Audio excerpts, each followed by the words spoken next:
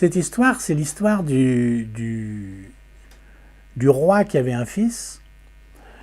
Et il y a plusieurs versions là aussi de cette histoire.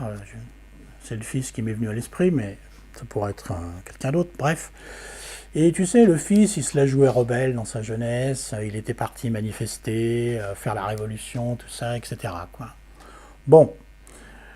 Le le temps passant, il en était un petit peu revenu, mais quand même, il avait décidé de mener une vie modeste. Et puis bon, voilà, il avait tellement rompu les ponts qu'il paraissait totalement inconcevable de retourner à son existence qui lui semblait être de l'ordre d'une vie passée. Alors, il s'était installé dans un petit coin, et dans ce petit coin, il avait bâti une petite hutte. Et dans ce petit coin, dans sa petite hutte, il menait une petite vie, tranquille, tranquillou. Et le roi, qui n'avait pas pu avoir d'autres enfants pendant tout ce temps-là, s'était mis, ça il l'ignorait, le fils l'ignorait, mais s'était mis à la recherche de son unique fils et héritier, quoi. Et il avait envoyé des émissaires partout pour essayer de le retrouver, enfin de savoir ce qu'il était devenu. Et les émissaires avaient des consignes. Les consignes, c'était d'être très très psychologue, si par hasard il le retrouvait. Et il ne s'agissait pas de le brusquer, tu vois. Et même, il ne s'agissait même pas de lui révéler la vérité sur lui-même, parce que, comme quoi il était l'héritier, tu vois.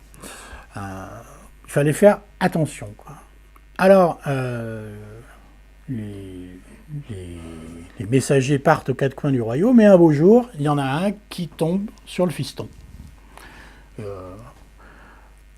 avait une photo, il le reconnaît. Et donc, il est psychologue et tout. Et je raccourcis un peu l'histoire, qui fait plusieurs volumes. Bref, il le ramène au palais. Il le ramène au palais.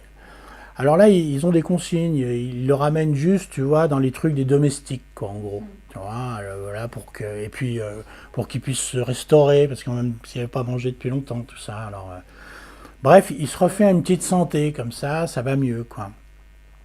Et puis, petit à petit, on lui fait visiter, quoi.